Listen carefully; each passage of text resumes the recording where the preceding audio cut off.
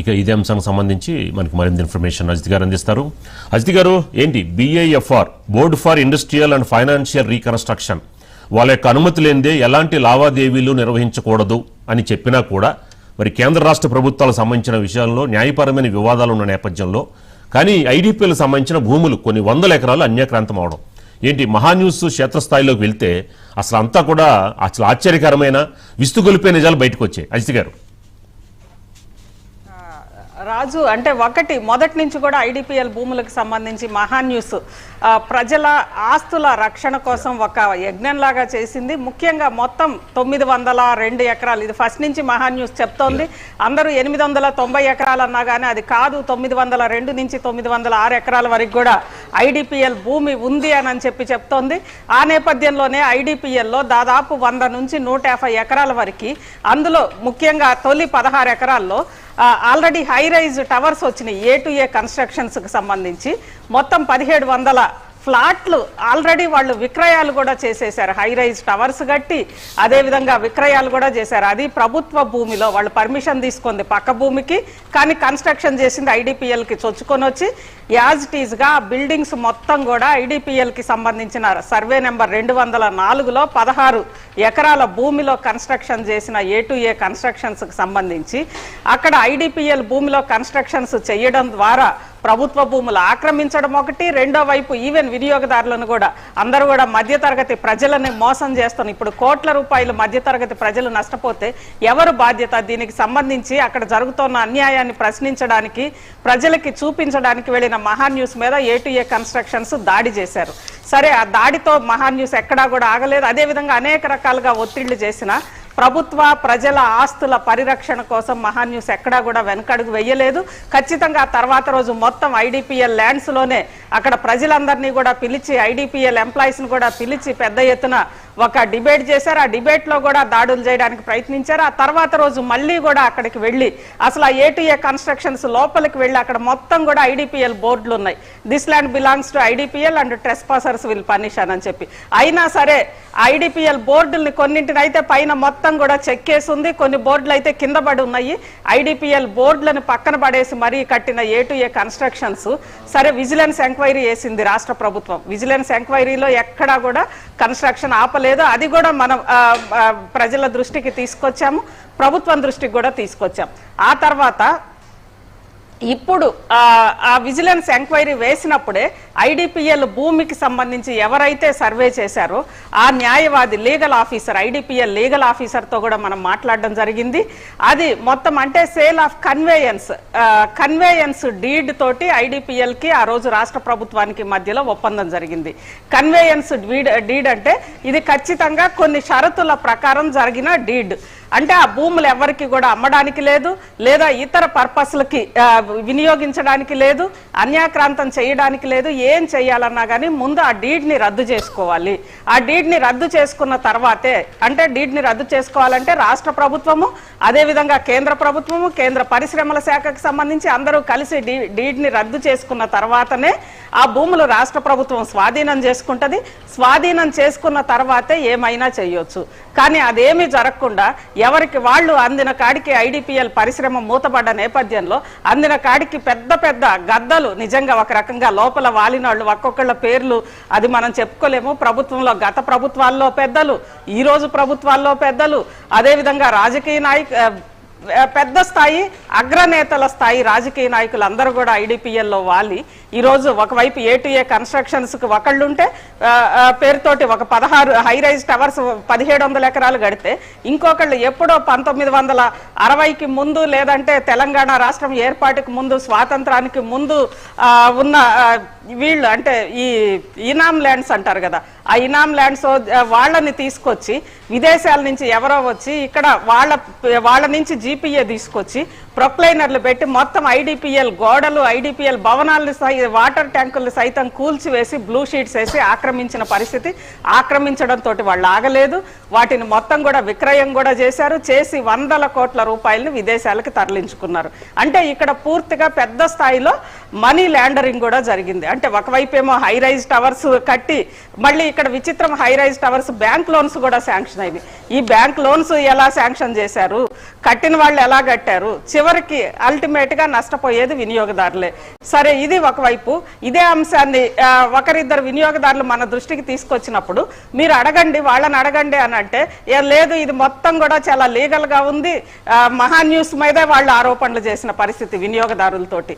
సరే, మొత్తానికి ఆ రోజే మనం ప్రశ్నించాము, ఇది మొత్తం కూడా విజిలెన్స్ ఎంక్వైరీ కాదు, రెవెన్యూ ఎంక్వైరీ ద్వారా. ఎందుకంటే సర్వే నెంబర్ని ఓవర్లాప్ చేసి, ఓవర్లాప్ అయిన సర్వే నెంబర్ని మార్చేసి, పేర్లు మార్చేసి, కొత్త సర్వే నెంబర్లు పుట్టించి, ఐడిపిఎల్ భూమి లోపలే కొత్త సర్వే నెంబర్లు పుట్టించి చేసిన ఈ మాయాజాలాన్ని రెవెన్యూ ఎంక్వైరీ ద్వారానే ఇది తెలుస్తుంది. విజిలెన్స్ ఎంక్వైరీ వల్ల ఉపయోగం లేదనేది ఫస్ట్ నుంచి కూడా మహా న్యూస్ చెప్తూనే వస్తుంది. ఇదే అంశానికి సంబంధించి సూపర్ ప్రైమ్ టైంలోనే మహా న్యూస్ చైర్మన్ మారేళ్ల వంశీకృష్ణ గారు అనేక సార్లు ప్రశ్నించారు. అదేవిధంగా మన రిపోర్టర్స్ కూడా అక్కడికి వెళ్లి చిత్రీకరిస్తున్న సందర్భంలో దాడులు జరిగినాయి. అదేవిధంగా మనం కూడా అక్కడికి వెళ్లి డిబేట్స్ పెడుతున్న సందర్భంగా అడ్డుకునే ప్రయత్నం జరిగింది. ఎన్ని జరిగినా ప్రజా సంఘాలని కలుపుకొని ఖచ్చితంగా మహా న్యూస్ 906 ఎకరాల ఐడిపిఎల్ భూమిని రక్షించే వరకు కూడా వెనకడుగు వెయ్యదు.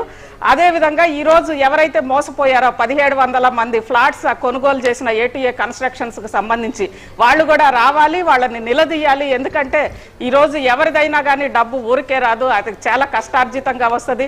కబ్జాలతోటే కొన్నోళ్ళు ఎవరి కూడా కబ్జాలతోటో లేదంటే ఇంకొకళ్ళ ద్వారానో ఆక్రమించుకుంటే వచ్చిన డబ్బు కాదు. వాళ్ళందరూ కూడా కష్టపడి ఉద్యోగాల్లో ఏదో చేసి సంపాదించుకున్న డబ్బు కాబట్టి వాళ్ళు కూడా ఖచ్చితంగా రావాలి అనేది. మొత్తం మీద అసలు వీటన్నింటినీ కూడా ఈ కమిటీకి అసలు ఒక కాల పరిమితి ఉందా? ఎందుకంటే కాల పరిమితికి సంబంధించి కూడా ఖచ్చితంగా ఉండాలి.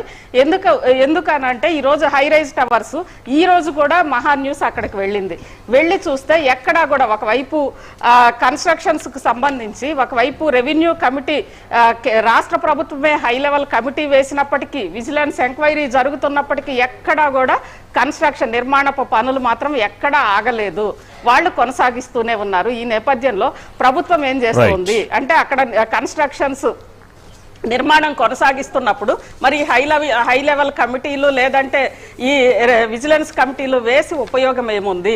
ఎందుకంటే కన్స్ట్రక్షన్స్ అయిపోతాయి, లేదా వాళ్ళు ఎక్కడో వినియోగదారులు వాళ్ళకి ఇచ్చేసి ఆ ఫ్లాట్స్ ఆక్యుపెన్సీ అయిపోయిన తర్వాత వచ్చి వాళ్ళని ఖాళీ చేయమంటే అది ఇంకొక వివాదం కదా, సివిల్ వివాదం కదా. అదంటే ఇది డెలిబరేట్ గా సివిల్ వివాదం కోసమే ఇది చేస్తున్నారు.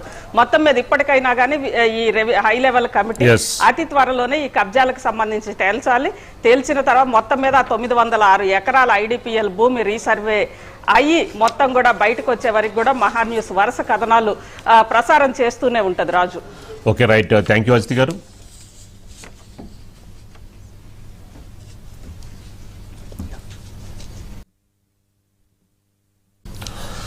సో నెక్స్ట్ టాపిక్ చూసుకుంటే ఐడిపిఎల్ భూముల్లో A2A towers, high range towers కూల్చివేత తప్పదా? సో మొత్తానికి ఇందాక మనం మహా న్యూస్ ఏదైతే గ్రౌండ్ రిపోర్ట్లో 906 ఎకరాల్లో కొన్ని వందల ఎకరాలు కబ్జా గురవడం, ఇందులో ఐడిపిఎల్ భూముల సరిహద్దులో IDPL this land belongs to IDPL అన్నా కూడా దాన్ని పక్కన పెట్టేసేసి అక్కడే A2A హోమ్ ల్యాండ్ అనేది దగ్గరగా 1700 ఫ్లాట్స్ పైన ఆల్రెడీ అమ్మేశారు. ఇంకో సుమారు 2000 పైన ఉంటాయి ఇంకా ఫ్లాట్స్, 3 బెడ్రూమ్ ఫ్లాట్స్, అలాగే 4 బెడ్రూమ్ ఫ్లాట్స్ అనుకుంటా. ఈ నేపథ్యంలో అంటే IDPL this land belongs to IDPL అన్నా కూడా అందులోనే వీళ్ళు నిర్మాణం చేయడం చూస్తూ ఉంటే దీని వెనుక పెద్దల హస్తం అనేది అందరికీ అర్థమవుతున్న విషయమే. సో ఇప్పుడు ఏదైతే విజిలెన్స్ రిపోర్టు విజిలెన్స్ కమిషన్ వేసిన తర్వాత ఇందులో ఎవరు పాత్రధారులు, మరి ఇందులో ఎవరు రియల్ ఎస్టేట్ హోల్డర్స్ ఇందులో అక్రమంగా అన్యాయంగా అన్యక్రాంతంగా ఈ భూముల్ని కబ్జా చేశారనేది వెనుక రిపోర్ట్ వస్తే మరి A2A హోమ్ ల్యాండ్స్ని ఏదైతే ఈ యొక్క అపార్ట్మెంట్స్ని కూల్చేస్తారా అనేది కూడా ఇప్పుడు కస్టమర్స్లో మొత్తానికి ఆందోళన నెలకొన్న పరిస్థితి. ఇక ఇదే అంశానికి సంబంధించి మనకి మరింత ఇన్ఫర్మేషన్ మా స్పెషల్ కరెస్పాండెంట్ దుర్గేష్ అందిస్తారు. దుర్గేష్, ఏంటి ఒక పక్కనేమో ఈ ల్యాండ్స్ ద్వారా ఆదాయం సమకూర్చుకుందామని రాష్ట్ర ప్రభుత్వం ఆలోచిస్తోంది, కేంద్ర ప్రభుత్వం ఏమో దీని ద్వారా అప్పులు తీర్చాలి, ఐడిపిఎల్ సంబంధించిన మాజీ ఉద్యోగులకి బకాయిలు తీర్చాలనేది కేంద్ర గవర్నమెంట్ ఆలోచన. కానీ ఈ మధ్యలో ఈ యొక్క ఏదైతే మీరు ఏదైనా రాబందులు గద్దలు అనుకోవచ్చు, వీళ్ళందరూ వాలిపోయి ఈ భూముల్ని కబ్జా చేశాడు. ఏంటి మీరు కూడా క్షేత్రస్థాయిలోకి వెళ్ళారు, మీ మీద కూడా అటాక్స్ జరిగాయి, ఏంటి అసలు వాస్తవ పరిస్థితులు ఏంటి దుర్గేష్? Good evening Sitaramaraju. అంటే ఐడిపిఎల్ ల్యాండ్కు సంబంధించి చూసుకుంటే ఐడిపిఎల్ కేటాయించింది 1000 ఎకరాలు కేటాయించారు. 1000 ఎకరాలు కేటాయించినట్టు నేపథ్యంలో దానికి ఒక రూటు క్లియర్ గా ఉన్నటువంటి నేపథ్యం చూస్తున్నాం. మనం ఆల్రెడీ A2 ఏదైతుందో 210 సర్వే నెంబర్లో వీళ్ళు ఆక్రమించి బిల్డింగ్లు కడుతున్నారు. అక్కడ స్పష్టంగా క్లియర్ గా అర్థమవుతుంది. ఎందుకంటే ఆల్రెడీ దీనికి హై లెవెల్లో చూసుకున్నప్పుడు కూడా ఆ ల్యాండ్ ఏదైతే 210 సర్వే నెంబర్లో క్లియర్ గా కనిపిస్తుంది. ఆ బిల్డింగ్ అన్ని కూడా హైరైజ్ బిల్డింగ్ టవర్స్ కడుతున్నారు, సేల్ చేస్తున్నారు.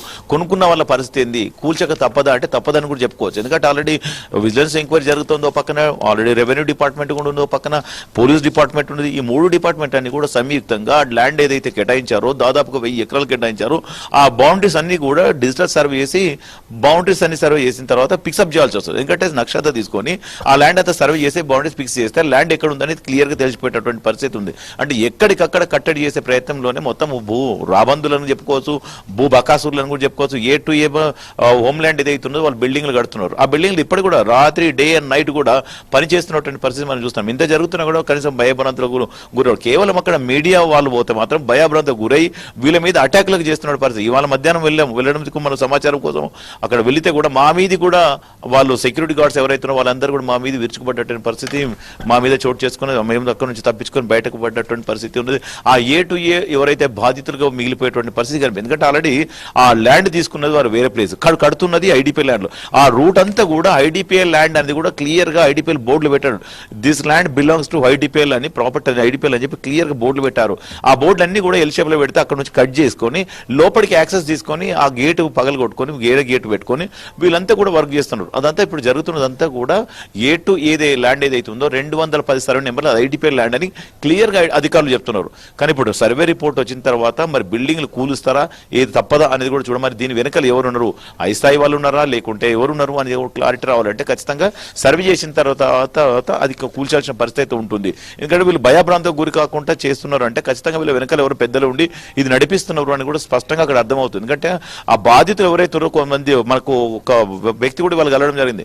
నిన్న ఆల్రెడీ 50 లక్షల రూపాయలు కట్టాను సార్, ఇదేగా నాకు తెలియదని చెప్తున్నాడు. ఇంకా మా చుట్టాలు కూడా కట్టారని చెప్తున్నారు. అంటే బంధువులందరూ కూడా కలిసి 50 లక్షలు, 1 కోటి రూపాయలు కట్టారు. కూలగొడితే మా పరిస్థితి ఆల్రెడీ EMI కూడా కట్టుతున్నాము, మాకు ఆక్యుపెన్సీ సర్టిఫికేట్ ఇస్తామని చెప్తున్నారు, మాకు హ్యాండ్ ఓవర్ చేస్తామంటున్నారు. కానీ మా పరిస్థితి ఇది అందని వాళ్ళు గగ్గోలు పెడుతున్నారు. కొంతమంది అమౌంట్ ఇవ్వాలని చెప్పేసి ఆఫీసర్ చుట్టూ తిరుగుతున్నా కూడా పట్టించుకోవట్లేదు. ఎందుకంటే ఇది అంతా కూడా లోపల వీళ్ళందరూ సమైనటువంటి అధికారులు ఎవరైతే ఉన్నారో అదంతా మనం చూస్తే A2 ఏదైతే నిర్వహిస్తున్నదో అసలు పర్మిషన్ ఎక్కడ తీసుకున్నారు, ఏ నెంబర్ మీద సర్వే నెంబర్ మీద పర్మిషన్ తీసుకున్నారు, ఆ తీసుకున్నటువంటి సర్వే నెంబర్ ఏది, బిల్డింగ్ కడుతున్నట్టు సర్వే నెంబర్ ఏది అంటే పక్క సర్వే నెంబర్లో పర్మిషన్ తీసుకొని 210 సర్వే నెంబర్లు కడతారు. ఆ 200 సర్వే 10 నెంబర్ ఏదైతే సర్వే నెంబర్ ఉందో అది క్లియర్ గా ఐడిపిఎల్ ల్యాండ్ అని ఐడిపిఎల్ లో ఉద్యోగులు చెప్తున్నారు. కనీసం ఆ ఉద్యోగులు కూడా కనీసం ఒక 100 గజాలు ఇయ్యలేని పరిస్థితిలో ఉన్నామని చెప్పేసి వాళ్ళు చెప్తున్నారు. ఎందుకంటే కార్మికులు కూడా చాలా కష్టపడి పనిచేస్తాం, మేము కనీసం జీతభత్యాలు 1000 రూపాయలు మాకు పెన్షన్ ఇస్తున్నటువంటి ఐడిపిఎల్ సంస్థ నుంచి వస్తుంది, మమ్మల్ని పట్టించుకోండి ఆదరించండి అని చెప్పి వాళ్ళు కూడా గగ్గులు పెడుతున్న పరిస్థితి అయితే కనిపిస్తుంది. బిల్డింగ్లు అయితే ఎవరైతే బాధితులు ఉన్నారో తక్షణమే ఆ A2Aకు డబ్బులు కట్టకుండా ఆగిపోతే వాళ్ళకు పరిస్థితి బాగా మెరుగుపడుతుంది కూడా చెప్పొచ్చు Sitaramaraju. Okay right, thank you Durgesh. So next topic